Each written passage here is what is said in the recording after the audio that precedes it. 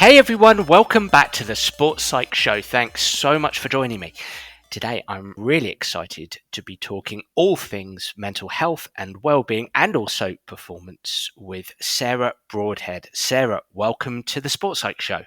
Thank you very much. It's great to be back. Absolutely. You've been a guest before. With that in mind, why don't you reintroduce yourself to the Sports Psych Show audience? Tell us a little bit about yourself. Yeah, thank you. So I'm a chartered psychologist. So I'm actually an occupational psychologist. And that's my original training. So that's looking at people in a business setting. But in 2009, I was really lucky to get the opportunity to work with Professor Steve Peters and the Great Britain Taekwondo team. So that was my segue into sport. And now I still do a mix. So some sport and some business, which is brilliant. And you're here today because you've written a book. I have. Yes, exciting times. Yeah. It's entitled Perform and Thrive, a sportsperson's guide to mental health and well-being. You've just released it. Yes. How long did it take you to write? It's always a tricky one because, as you probably know, like you're constantly thinking of these ideas and doing research. So actually physically writing it, I would say about 12 months, but there was quite a lot of research and things that went into it before. It's kind of a decade and a half of research, isn't it? It's me-search, it's research, it's empirical, it's experiential, it's bringing everything together. Yes, yeah, which was a good process. I enjoyed it. That was going to be my next question. Did you enjoy the process of bringing it all together and writing it? Yeah, my favourite part was interviewing people. So I interviewed some athletes and people that I've worked with before and learned new things from them, which was great. And then I interviewed some people that I'd never met before, which was really good. Yeah, well, we're going to go through this book. We're going to go through each chapter. Interestingly, the heading Perform and Thrive is followed by that subheading, A Sportsperson's Guide to Mental Health and Wellbeing. I assume here the overarching goal was to help the reader relate mental health and wellbeing to performance.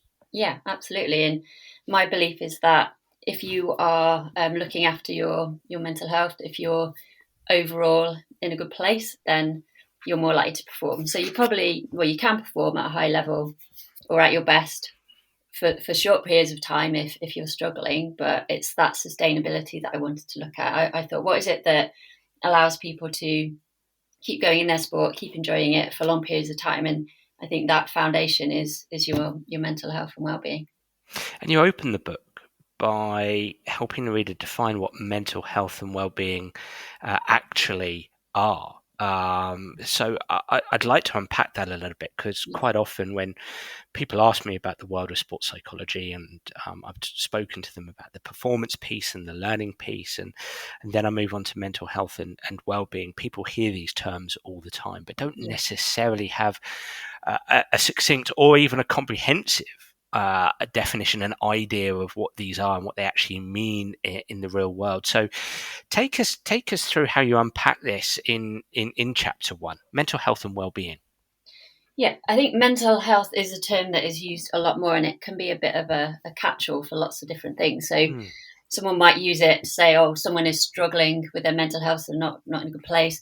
They could mean it as they're in a positive place. So it does get used a bit interchangeably. So I wanted to look at what does it mean to be mentally healthy and all the different definitions. And as you know, in the world of psychology and mind, people don't always agree, do they? I think that's fair to say. So there are lots of different definitions. So the definition of mental health that I like is from the charity Mind. And they describe it as being generally able to think, feel and react in ways that you need and want to live your life. So I just like that one. I think that's nice. And what it doesn't mean is that you're always going to be happy. You're always going to have positive emotions.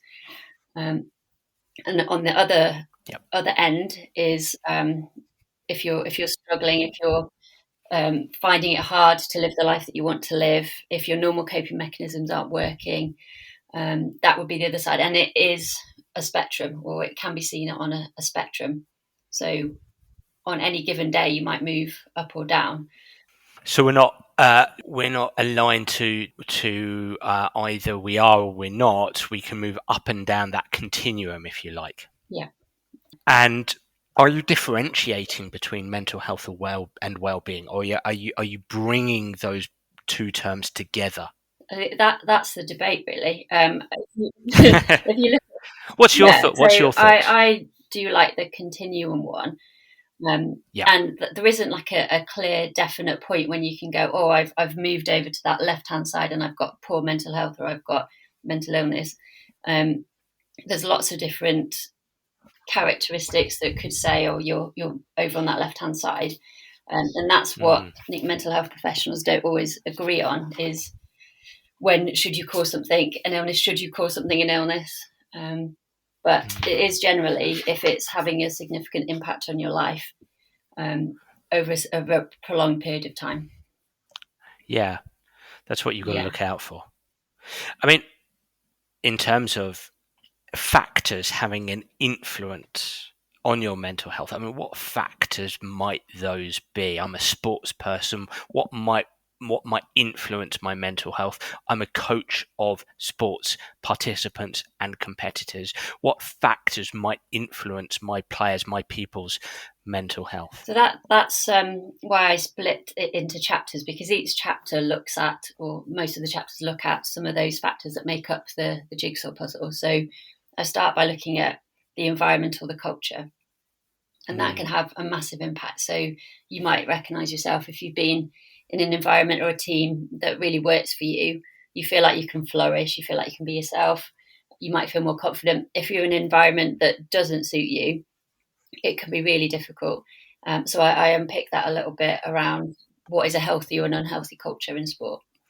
Well, let's do so. Obviously, that's a neat segue. I didn't mean it necessarily to be, but it's a neat segue onto chapter 2. So we've defined mental health and well-being, and we understand there's debate and controversy around those definitions, which ultimately is a field, isn't it? In science, that's what makes a field.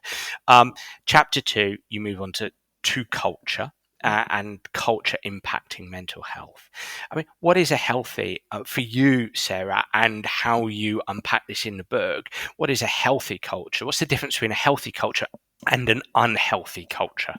I think there's a number of factors. So often we see it in sport, the unhealthy culture is when it's a win at all costs. So that can then drive those sorts of unhelpful behaviours. So if you have, like the example I use in the book, that there was a coach that was paid based on results, they're going to be just focused on the outcome, and then they're going to be behaving in a way that isn't necessarily helpful. So in that example, you had people that were not eating in a healthy way, that weren't recovering properly, because it was all about the outcome. It's what the win at all cost culture can drive, like people to dope. It can just drive those sorts of behaviours, because people are just so determined to win, because of fear of what would happen if they didn't win.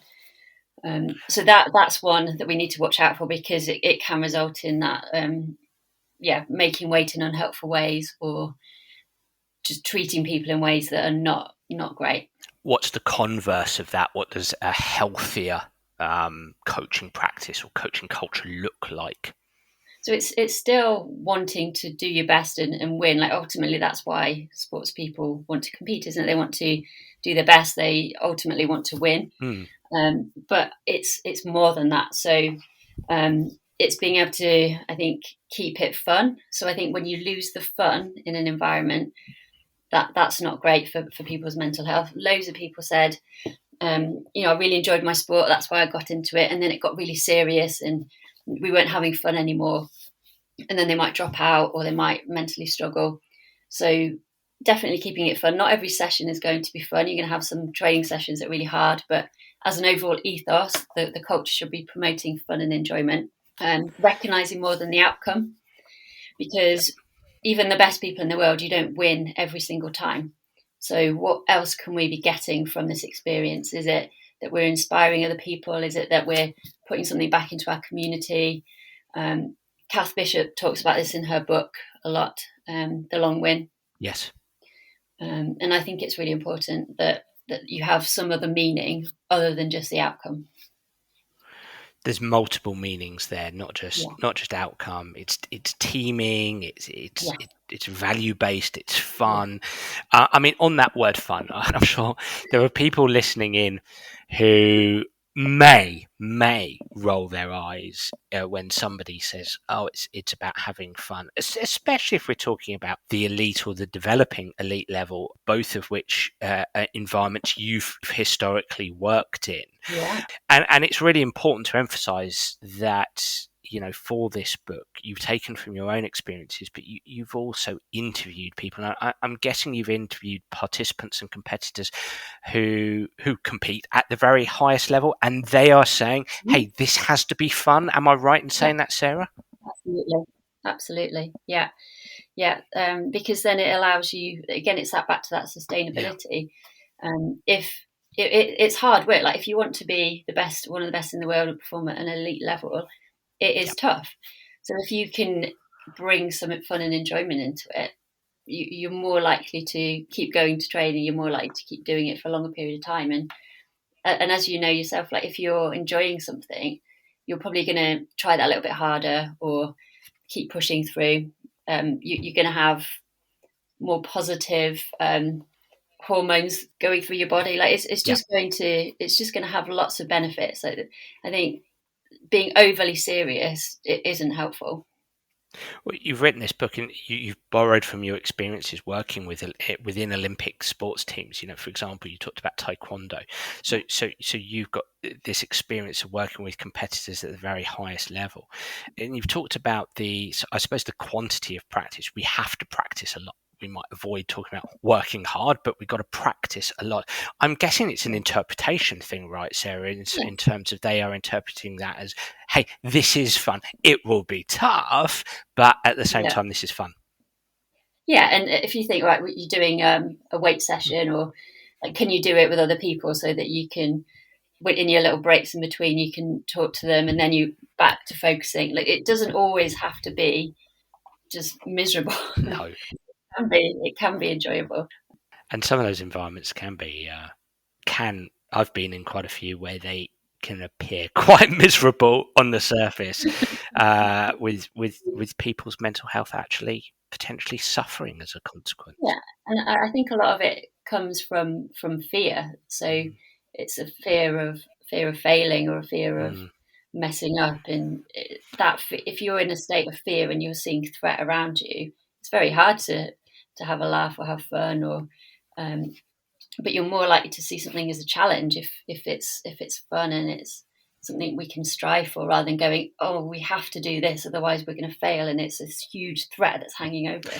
Is your thesis here in chapter 2 essentially saying, well, if you're coaching at the participative levels, let's say younger participants, that it's your duty of care as a coach, which it would be advisable to make it your duty of care to create as healthy and as safe a culture as possible.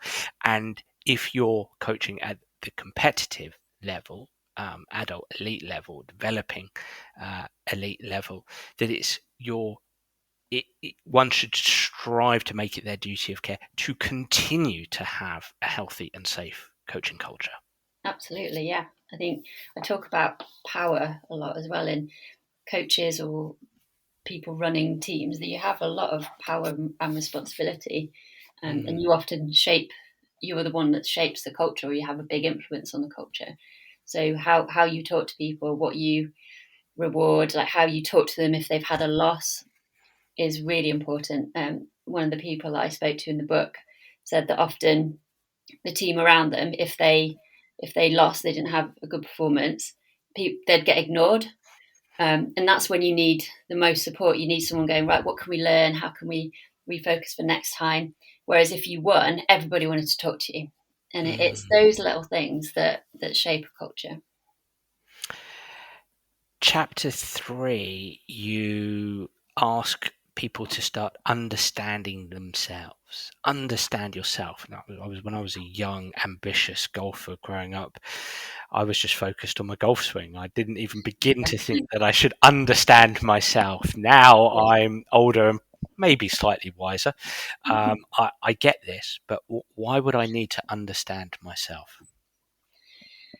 Well, if you understand how you tick, how your brain works, then it just makes it easier to make the right decision about what environment is right for you, for example, or what is causing you worry or stress, and how to manage it. So just having that insight is really powerful. It's what we try and encourage in everyone we work in, isn't it? That ability to say, right, this is how I'm feeling. This is what might be causing me worries and stress. This is what I can do. This is how I can get help. So yeah, it's just that ability to understand yourself and make helpful decisions, or make manage yourself in a way that gets you to the place you want to get to. Can you unpack that a little bit for me? And maybe you might draw on some of your own experiences as a practitioner with people, with athletes.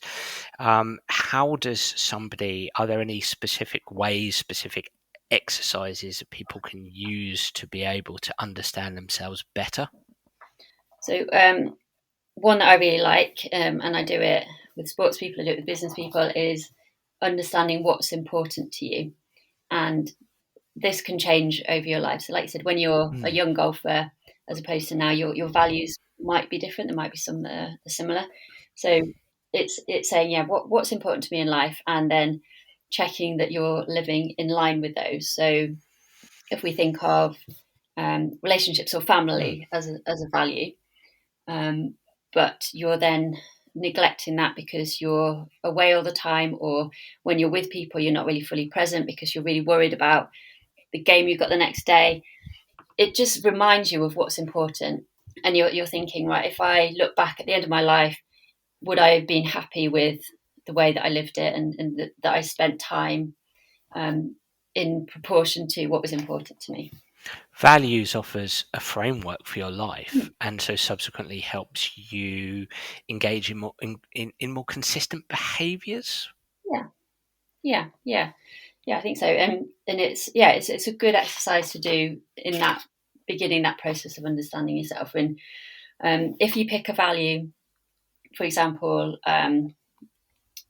learning, like it's something that you could do your whole life. So even if you're injured, so example I use in the book later on is when athletes really struggle is when they're injured and they can't do the thing that they enjoy. If you know what your values are and you like learning, how can you use that value in another context when you can't do it in sport? That's interesting. It helps you flex. Yeah, yeah. And so, again, a neat segue onto chapter 4, relationships.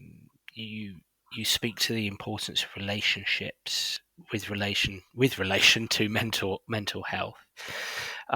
Tell us a little bit about this chapter. I mean, values are going to drive our behaviours, which are going to influence the relationships we have with people. But talk to us a little bit about what healthy and unhealthy relationships look like. I mean, that there could be a whole book on relationships. It's massive. It's a huge topic.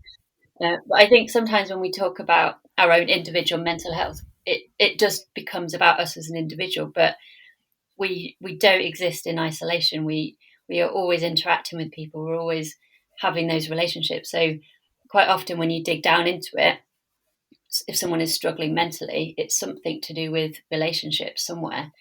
Um, it could be feeling you're letting someone down. It could be feeling like you're not getting the support you need, that someone isn't understanding you, that you're in conflict with someone. So that's why I wanted to include relationships, because I think, as I put in the book, relationships can be the best thing for your mental health, and they can be the worst thing for your mental health. And so, what specific ways do you offer the reader to improve relationships, perhaps broken relationships, or relationships that are damaged, or relationships that are challenging?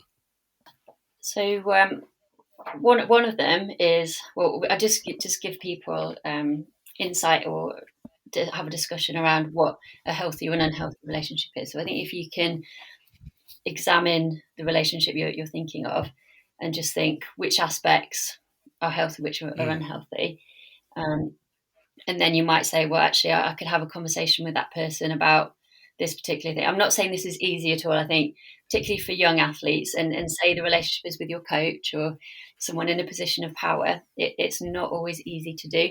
So I've put a whole section on managing difficult conversations. And often it's around preparation and managing the fear of having it. So sitting there thinking, oh, I've got to go and have that conversation with my coach, that can feel quite daunting. But it's thinking, well, I could ask someone else for help to prepare. I could practice it. I can think, what have we got in common? What's a common goal that we both have that is a good segue into the conversation? Can I write some notes before I go in? And often the conversation isn't as bad as you think it's going to be, or it doesn't feel as uncomfortable as you think it will feel. I think this is such an important point for coaches, isn't it? Because, as you say, how do we have difficult conversations?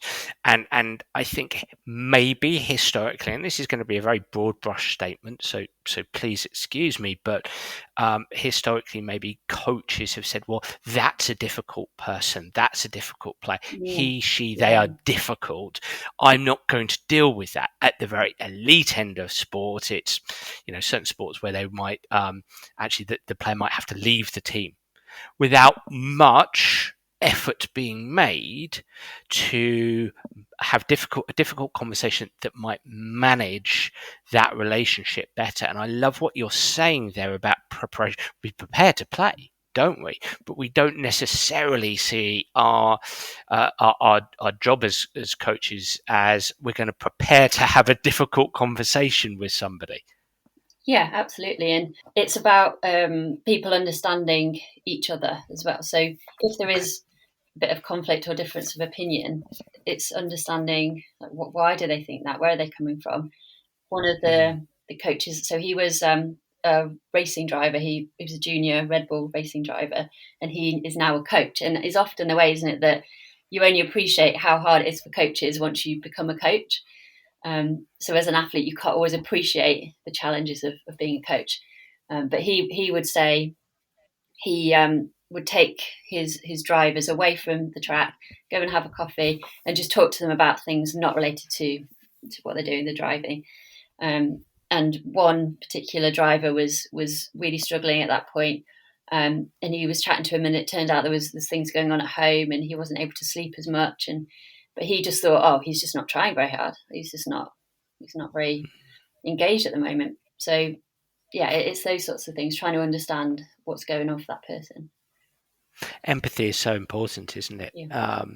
I know from my own consultancy practice that I'd advise coaches to listen and express empathy. I think our relationship could be better. Let's explore what that looks like. Asking an open-ended question there.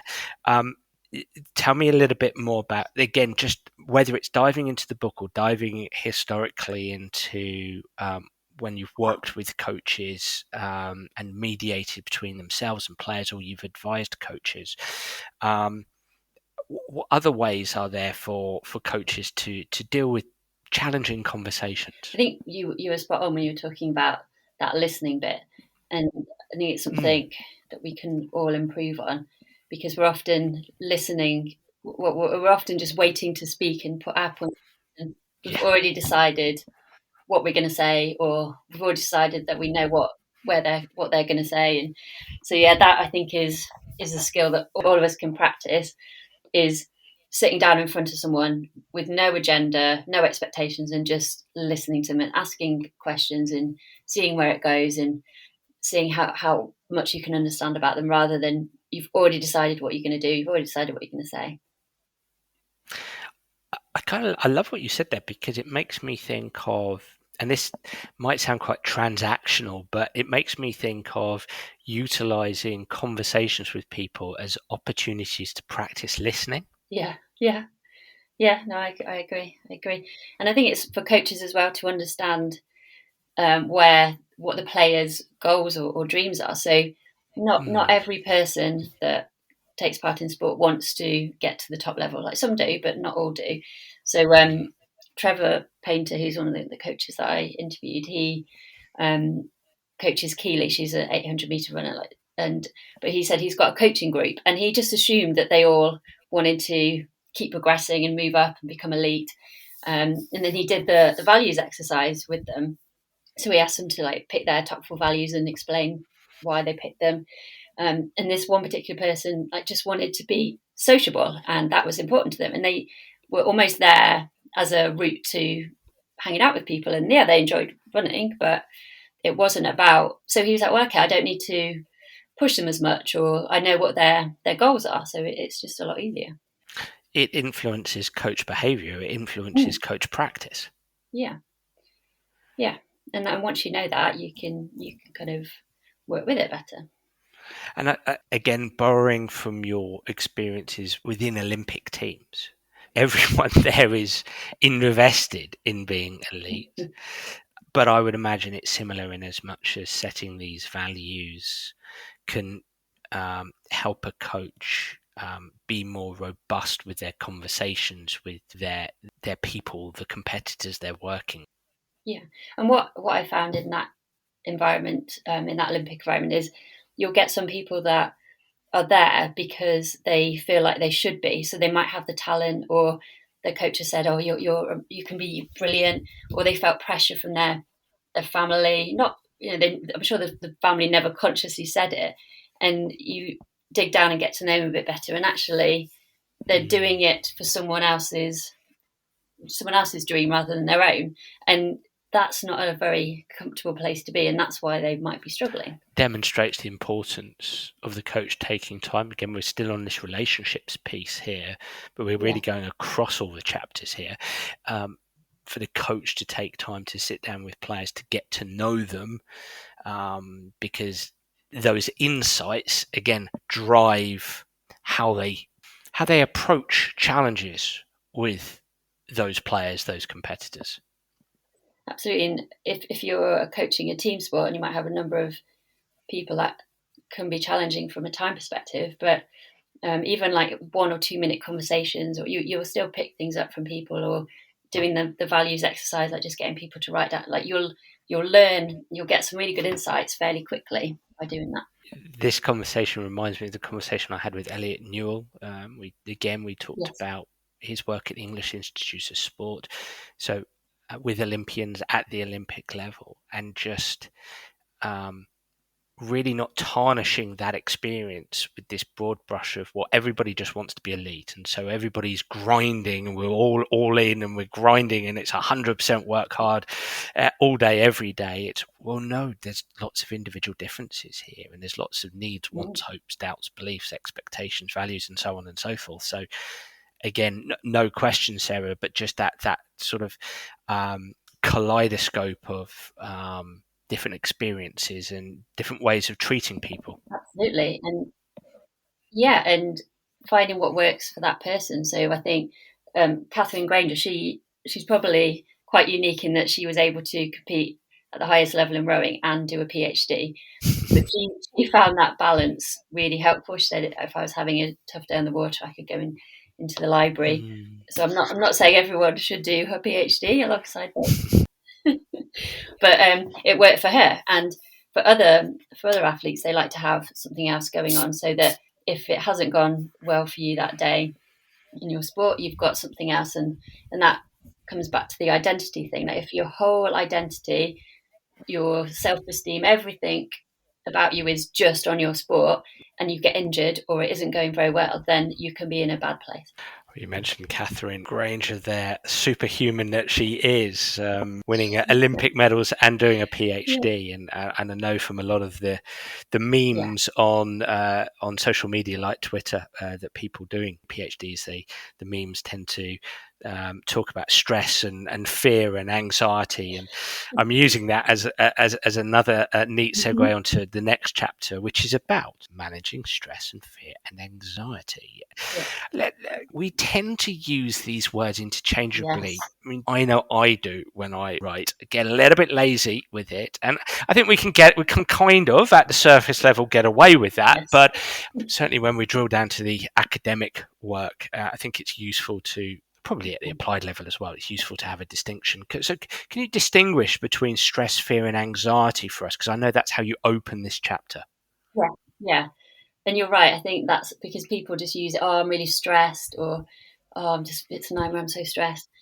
So yeah, I just wanted to split them out a little bit. So stress is when there's a demand placed on you. So it could be, say, if I pick up a weight, that's a stress on my body. If I have to finish a piece of work for a deadline, or if I have to go and have a difficult conversation, they're all stressors on my body and my mind. And it's not inherently bad. Like we're designed to have stress placed on us. So if I always use the example of, if you were on an island, a lovely island, and you had nothing to do, no worries, nothing, no actions that you had to do, it sounds lovely, but you probably quite quickly get bored. Like we're supposed to go out in the world and do things and take actions. And so what is important though is kind of how we perceive those stresses, our ability to cope with them, have we got the right skills, and then our ability to recover from them afterwards. So it's getting that balance right that's the key with stress, I think. And sometimes we can, and I'm guilty of this well, like where we can we'll make the stressor worse by our perception of it. So I use the example of being in an airport queue and massive delays, and you want to get on your flight, and you can make the stress worse by your perception of it, by saying, oh, this is awful, I can't cope with it, I can't believe I'm in this queue, like why has this happened to me? Like, that's going to make the stress worse than just going, okay, it's not great, it's not ideal, but I'll make the plane, it's fine, we've got enough time, we'll get through. So that's stress. Yeah, that's fear, stress. anxiety. So fear is a perception in your kind of immediate space that you're in now. So say I'm walking down the road and I see a dog like coming at me. That would be an instant sense of fear. Okay. Or it could be remembering something in the past. So if I was bitten by a dog in the past, that's me remembering that fear. So it's an immediate response to something in your environment or a memory of something in the past. And anxiety. Anxiety is future focused. So it's imagining or predicting something in the future that you think will be difficult, or you'll struggle to cope with, or you don't want to be in that situation. So if I sit here and think, I've got a race in 2 weeks' time, and I'm not sure I'm going to be ready for it, then that's my anxiety. It's anxiety about a future thing that may or may not happen. So listening to what you're saying, a healthy amount of all of these can be useful. Mm-hmm. Yeah. It's your brain's way of keeping you alive, isn't it? Yeah. It's if we didn't have fear, then we would probably put ourselves or not be able to get out of dangerous situations. Yep. And if we think anxiety is almost like doing the what ifs, isn't it? Like, what if this happens? What if this happens? So it can be helpful if we then do something with it. We often just end up sitting with the what if this, rather than going, okay, if this happened, I'd do this. And I use the example of Michael Phelps, where he would test out his what if. So he was worried that his goggles would come off or they'd fill with water. So he practiced it. So he knew that the thing that he thought might happen and he didn't want to happen, he was ready for it. I think it often feels like stress seems to be something that so many ambitious competitors are engulfed in. But let's discuss ways to manage these: stress, fear, anxiety. Tell me a little bit about what you speak about in the book. Yeah. So sometimes, the stressor is a difficult thing to deal with, and there's no getting away from that. But sometimes there are things that we can do.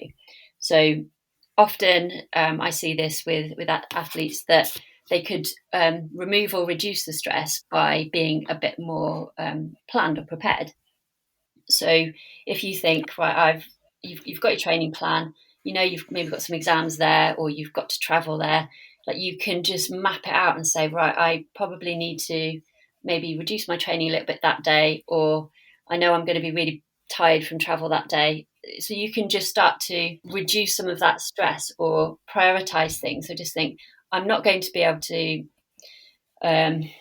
see my friends that week because I'm really busy with exams and training, but the next week I can. And then I'm not going to try and fit everything in, or I'm going to pack my bag so that I'm not worried and running around in the morning and then I'm late for training and then the whole day knocks on. So there's kind of practical things that you can do. So some athletes I know will sit down on a Sunday night and look at their week ahead or the next 2 weeks and just do a bit of planning and preparation. So already you've reduced the stress or the demands cognitively on yourself. Love it. That stress. Good idea. Fear in the moment. I know I experienced a lot of that. Walking onto a golf hole that looked scary, or playing with somebody who was really, really good, I would experience that fear in the moment. I mean, I'm sure with those athletes you worked with at the Olympic level may have experienced the same thing. Any hints and tips there?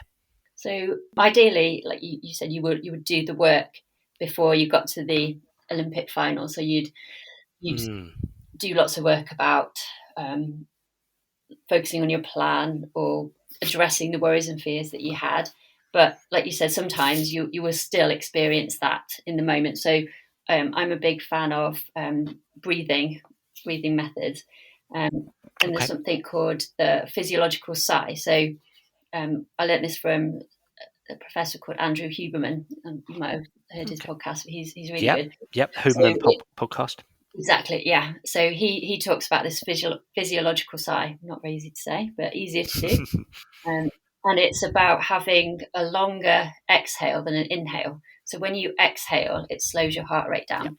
So he talks about doing a kind of double inhale that's fairly short, but then really focusing on a long, steady exhale.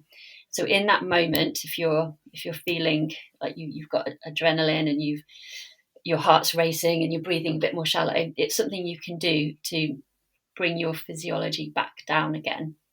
And I really like it, as well as things like grounding, where you can just literally sit yourself on the floor, try to bring yourself into the environment rather than thinking about what might happen. So yeah, those sorts of things. I think breathing exercises are really simple, really practical. You can do them anytime. Breathing exercises hits your nervous system quickly, doesn't it? To manage your physiological self. Hey, let's just get a quick hint and tip around anxiety. I've got a big game coming up in a couple of weeks' time. I appreciate this might be similar to stress, but anything to help us here would be awesome. Yeah, so I think writing down or talking to someone about what it is that you're worried about, and that's why I use the word "what if," because it's often that's what it sounds like when people say it. It's like, what if I'm not good enough? What if I forget my plan? What if it all goes wrong? And it can be quite generic. So I try and get people to write it down as a more concrete statement. So I am worried that I will let my coach down. I'm worried that I will forget my plan.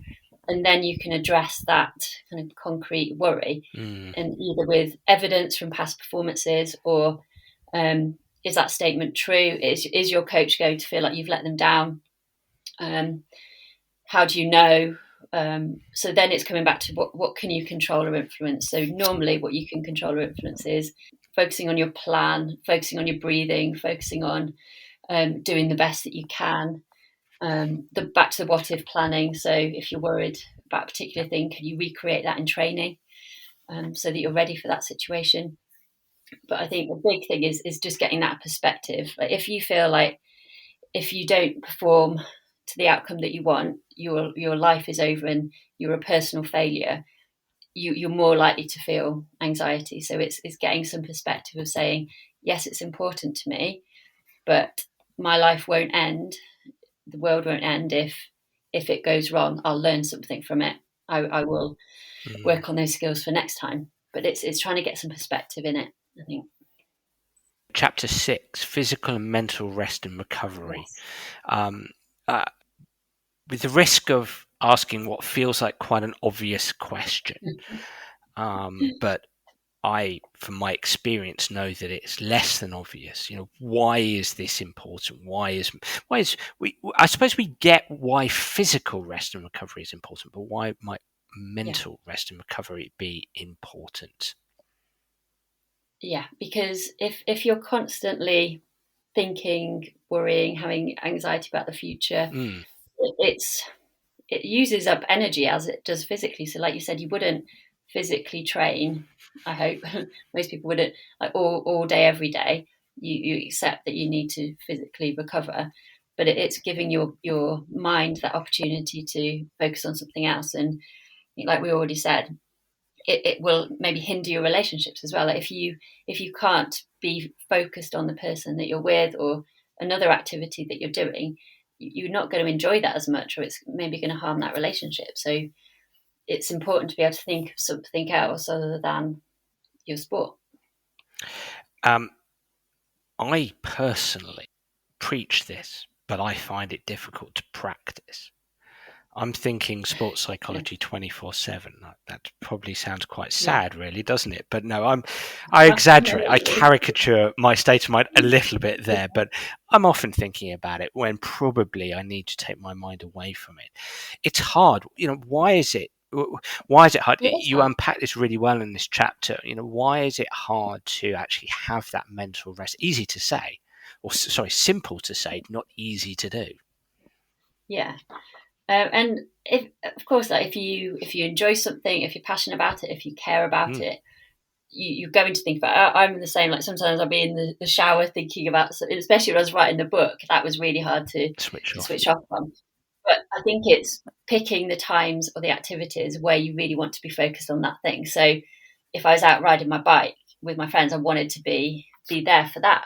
Or you're going out for dinner with a friend or a partner, like you want to be present for that. So it's particular times where you think, if I'm thinking about this other thing, it's not helping me be present with the personal thing that I'm doing now. So those little pockets of time are really important. Sarah, you closed the book with a really, really important chapter, seeking support for your mental health.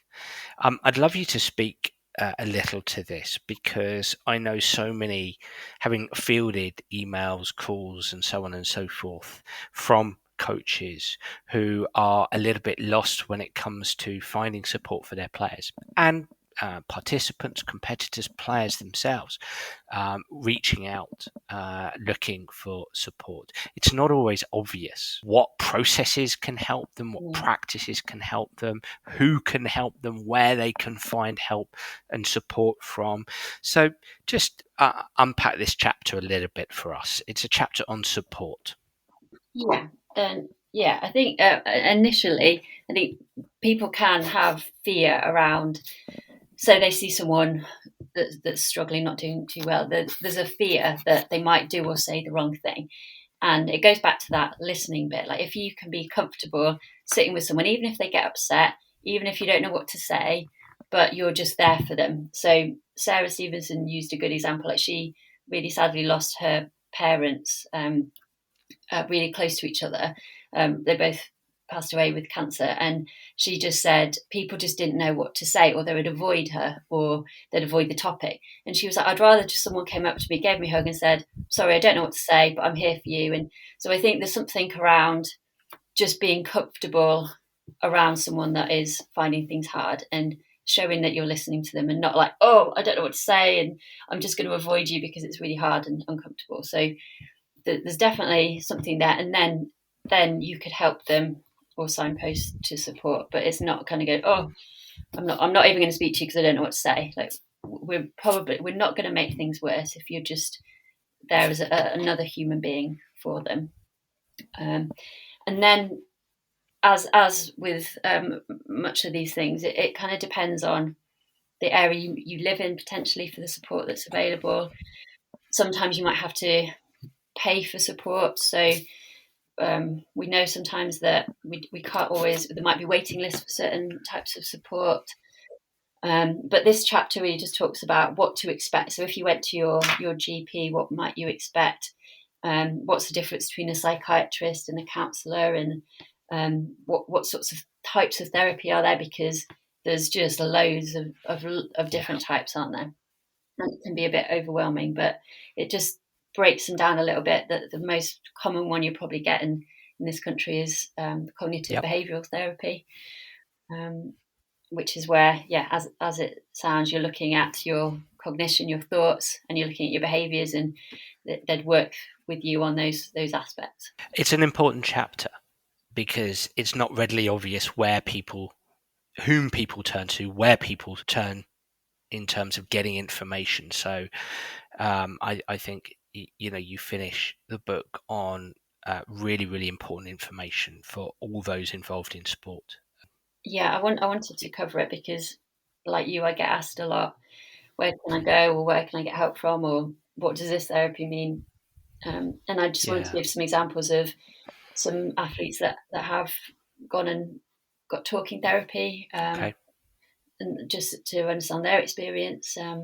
So I think it's good to hear from people that have been through it. And for one athlete, he was really glad, and he wished he'd done it earlier in his career. Like, often we get this sort of support when we really are struggling, but often it can be helpful to get it earlier on. So just like every other chapter, you bring these topics to life, and you bring this last topic of support to life through the interviews that you did to aid you writing this book. Yes, yeah, that's right. Yeah. Brilliant. Well, Sarah, I think this book's going to be a really important inclusion in anybody's library, anybody who's involved in sport. It's called Perform and Thrive. Where can people get hold of the book? And I know you will have tapped the interest of those listening. And so how can people find you, follow you, get in contact if you'd like to be contactable? Definitely, yeah. So it's published by Hawksmoor Publishing, so you can go onto their website, and there's a link, I think, to Amazon and Waterstones, or on that website. Yep. I'm on Instagram as Sarah B Psych, so you can contact me that way, or LinkedIn is another good way to get in contact. Brilliant. Well, I thoroughly recommend the book, and once again, it's been fantastic talking to you. Thanks so much. Thank you, Dan. That's been great. Thank you. Well, everybody, I really enjoyed that podcast, and I'd love to hear what you, the listener, think. So please do get in touch via Twitter or Facebook, or through my website, danabrahams.com, to tell me what you think of the Sports Psych Show. I'd be really interested to hear your thoughts and any suggestions that you might have. I'm already looking forward to next week's episode. Bye for now.